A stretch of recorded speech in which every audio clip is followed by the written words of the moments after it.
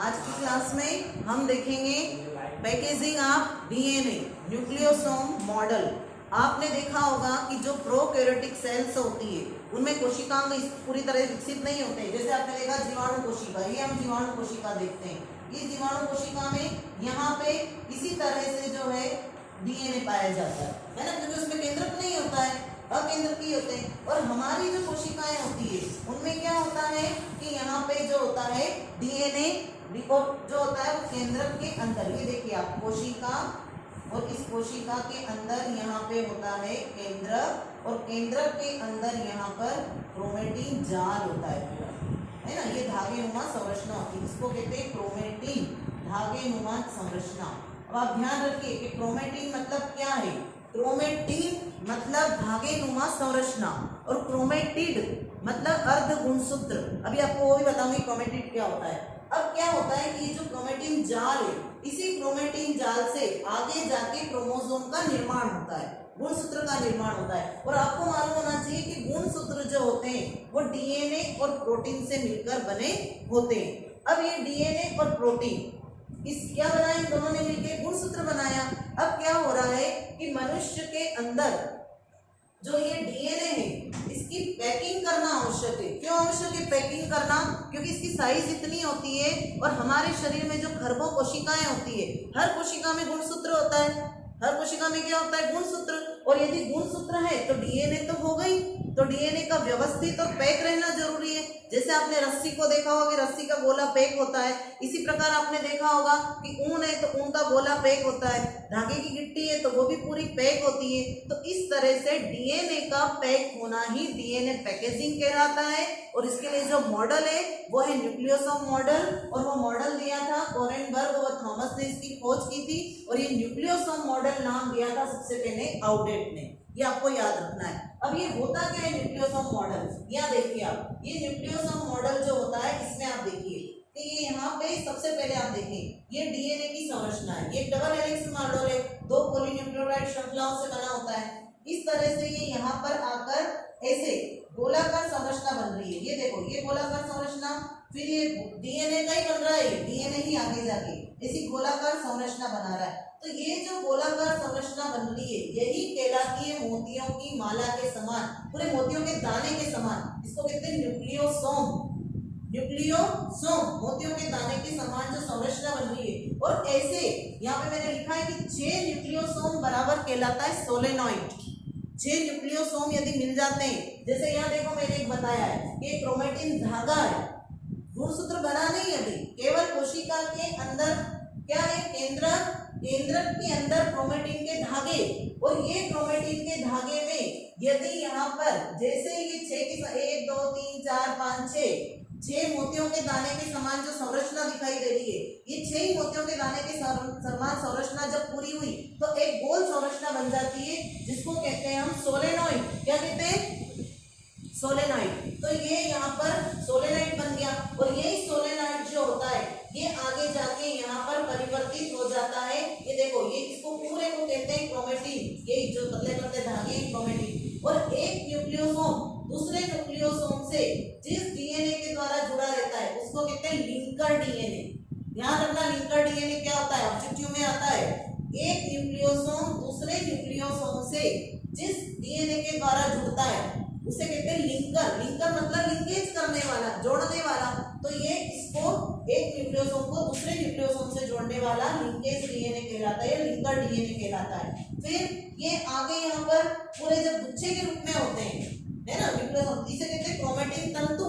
और क्रोमेटिन तंतु के ये जो लूप होते हैं, ये लूप जो होते हैं यही यहाँ पे आगे जाके गुणसूत्र में परिवर्तित हो जाते हैं। काय में परिवर्तित होते हैं? गुणसूत्र में। और गुणसूत्र की एक भुजा को कहते हैं क्रोमेटिड, अर्ध गुणसूत्र। क्रोमेटिड मतलब अर्ध गुणसूत्र। तो आधा गुणसूत्र ये और आधा गुणसूत्र ये कहलाता है क्रोमेटिड, और दोनों मिलकर बनाते हैं पूर्ण गुणसूत्र। क्रोमेटिन मतलब केवल धागेनुमा संरचना, और क्रोमेटिड मतलब गुणसूत्र का आधा भाग, आधा ये वाला और आधा ये वाला, है ना। तो इस तरह से संरचना बनी। इसको यहाँ पे भी देखिए आप तो और अच्छे समझ में आएगा कि जैसे यहाँ पे ये क्रोमेटिन जाल है, इसके ऊपर ये यहाँ पे 6 जैसे ही पूरे हुए तो इनने मिलके एक पूरी गोलाकार संरचना बनाई जिसको हमने कहा न्यूक्लियोसोम, जिसको हमने क्या कहा, न्यूक्लियोसोम। ठीक है, अब ये जो न्यूक्लियोसोम है ये किससे बना हुआ है, हिस्टोन प्रोटीन के अष्टक से और डीएनए से।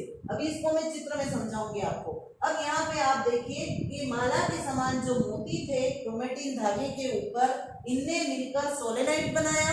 सोलेनाइड मतलब क्या है, माला के ऊपर मोती समान संरचना जो कि कुंडली पे कैसी है, ये यहाँ पे देख लो आप, ये कोशिका के अंदर केंद्र, इसके अंदर ये धागे नुमा संरचना, इस धागे नुमा संरचना के ऊपर मोतियों के समान दाने जिनको हम क्या कहते हैं, सोलेनॉइड। क्या कहते हैं, सोलेनाइड। इनने सोलेनाइड बना। अब ये सोलेनाइड जो थे इन्होंने आगे जाके क्रोमेटिन तंतु बना लिए। क्या बनाए, क्रोमेटिन तंतु। और इस क्रोमेटिन तंतु ने पूरा कुंडलित हो गए। कैसे हो गए, कुंडलित। और कुंडलित होकर इन्होंने बनाया क्रोमेटिड, और क्रोमेटिड ने आगे जाके बनाया क्रोमोसोम, गुणसूत्र में परिवर्तित हो गए। तो पहले तो केवल धागेनुमा संरचना थी, यहाँ पे क्रोमेटिड, और यहाँ पे मानिए यहाँ पे पूरे जो है मोतियों के समान दाने जमे हुए हैं जिन्हें हम सोलेनाइड मॉडल कहेंगे या सोलेनाइड कहते हैं। इनसे क्रोमेटिन तंतु बनते हैं और क्रोमेटिन तंतु कुंडलित होते हैं, क्रोमेटिड बनता है, क्रोमेटिड से क्रोमोसोम बनते हैं, गुणसूत्र बनता है। अब ये जो गुणसूत्र होते हैं इसका अर्थ होता है डीएनए प्लस प्रोटीन।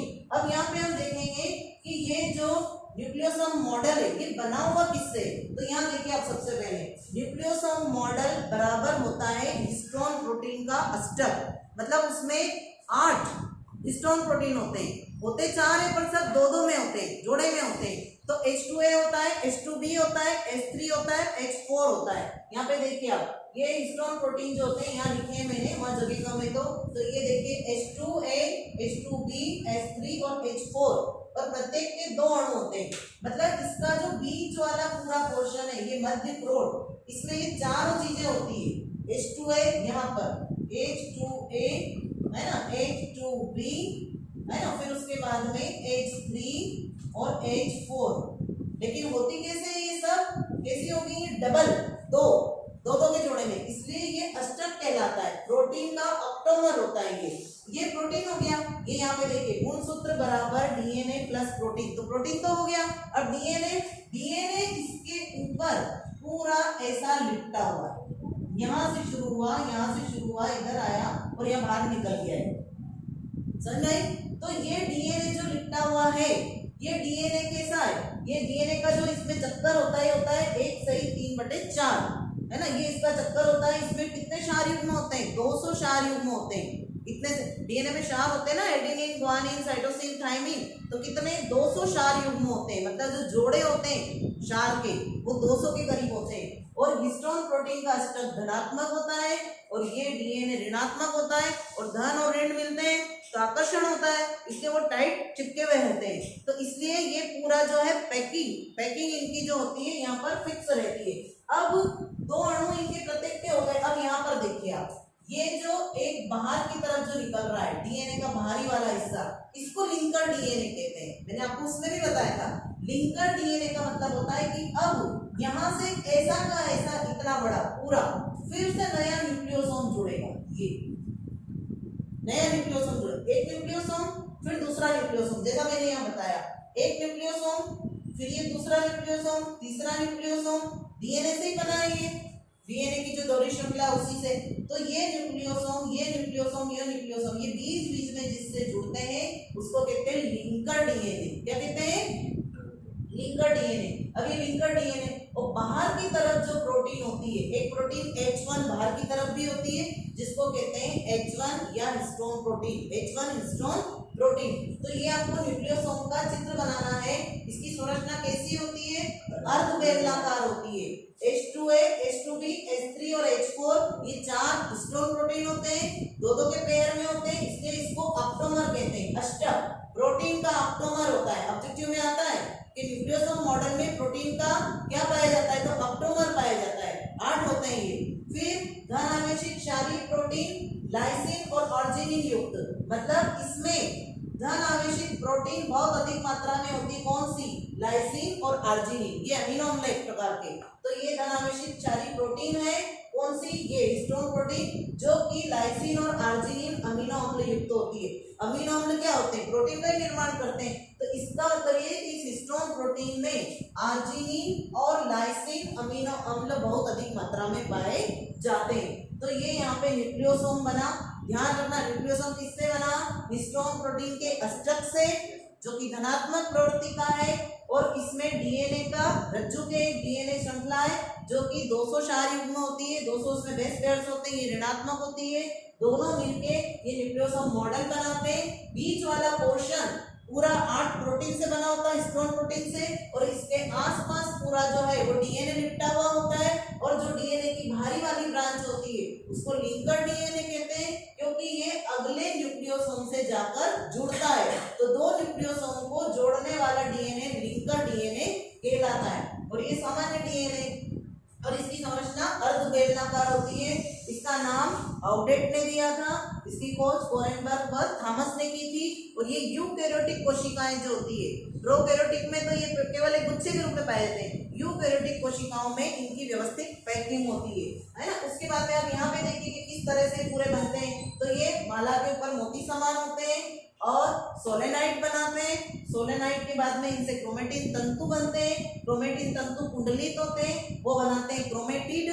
और क्रोमेटिड मतलब ये चित्र में देखो आप, ये क्रोमेटिड, ये पूरा गुच्छित हो गए, कुंडलित हो गए, और क्रोमेटिन से यहाँ पे जो है क्रोमेटिड बन गए, और क्रोमेटिड से फिर बन जाएगा क्रोमोसोम, गुणसूत्र।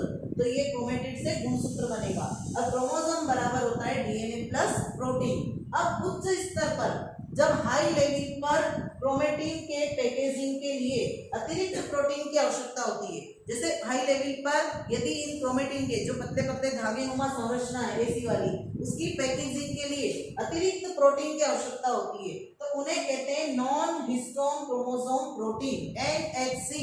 नाम याद रखना, non histone chromosome protein, NHC कहते हैं। ये क्रोमेटिन जो होते हैं दो प्रकार के होते हैं, यूक्रोमेटिन, हेट्रोक्रोमेटिन। बहुत इंपॉर्टेंट है, यूक्रोमेटिन, हेट्रोक्रोमेटिन। आपको याद होगा, आप केंद्रक में देखना, आप केंद्रक में ऐसे चित्र बनाते हैं, ऐसे केंद्रक में तो कहीं कहीं पे आपको ऐसी संरचना दिखाई देगी गुणसूत्र की, है ना। तो यहाँ पे जब केंद्रक के अंदर गुणसूत्र दिखाई दे, कहीं पे ऐसे लाइट कलर के होते हैं, कहीं पे बिल्कुल ऐसे डार्क होते हैं। आप चित्र देखिएगा केंद्रक का, तो ये केंद्रक में यूक्रोमेटिन और हेट्रोक्रोमेटिन क्या होते हैं। तो यूक्रोमेटिन ढीले, मतलब ज्यादा टाइट बंधे हुए नहीं होते, सक्रिय होते हैं, एक्टिव, और हल्के अभिरंजित होते हैं, मतलब लाइट कलर के होते हैं। इट मीन्स ये वाले जो हैं ये होंगे यूक्रोमेटिन, इनको क्या बोलेंगे हम, यूक्रोमेटिन। और ये डार्क अभिरंजित है और टाइट बंधे हुए, दिख रहे हैं ना आपको गुच्छा कि जैसे टाइट बंधा हुआ है, तो ये टाइट बंधे हुए होते हैं, निष्क्रिय होते हैं और गहरे अभिरंजित होते हैं। तो इनको हम कहते हैं हेटेरोक्रोमेटिन। तो ये दो प्रकार के क्रोमेटिन होते हैं, हेटेरोक्रोमेटिन और यूक्रोमेटिन। और कभी कभी आ जाता है सोलेनाइड, मतलब क्या है, तो माला के ऊपर मोती समान संरचना जो कि कुंडलित होती है। और सोलेनाइड बराबर होता है 6 न्यूक्लियोसोम पर टर्न, मतलब जो पर टर्न, जैसे ये देखो 1 2 3, ऐसे यहाँ पर ये 1 2 3 4 5 6 न्यूक्लियोसोम जब टर्न हो जाएंगे पूरा, तो वो बनाते हैं सोलेनॉइड। क्या बनाते हैं, सोलेनाइड में सोलेनाइड बनाते हैं। फिर सोलेनाइड से क्रोमेटिन तंतु बनेगा। क्रम याद रखना कि सोलेनाइड से क्रोमेटिन तंतु, क्रोमेटिन तंतु से क्रोमेटिड, क्रोमेटिन तंतु से क्रोमेटिड, और क्रोमेटिड से क्रोमोसोम बनता है। पहले क्रोमेटिन आएगा ना, फिर क्रोमेटिड आएगा। क्रोमेटिन मतलब होता है केवल ऐसे पतले पतले धागे, और क्रोमेटिड मतलब होता है ये गुणसूत्र है, जैसे गुणसूत्र है तो इसका ये आधा भाग, ये आधा भाग, और ये आधा भाग, ये पूरा। जब पूरे पूरे दोनों मिल गए तो गुणसूत्र बन गया। और हम इस आधे को कहते हैं क्रोमेटिड, इसको भी कहते हैं क्रोमेटिड, और पूरा कहलाएगा गुणसूत्र, क्योंकि गुणसूत्र पेयर में होते हैं। जब आधा होता है तो उसको हम कहते हैं क्रोमेटिड। तो ये इस तरह से न्यूक्लियोसोम मॉडल है, जो कि 12th क्लास के लिए बहुत ही इंपॉर्टेंट है।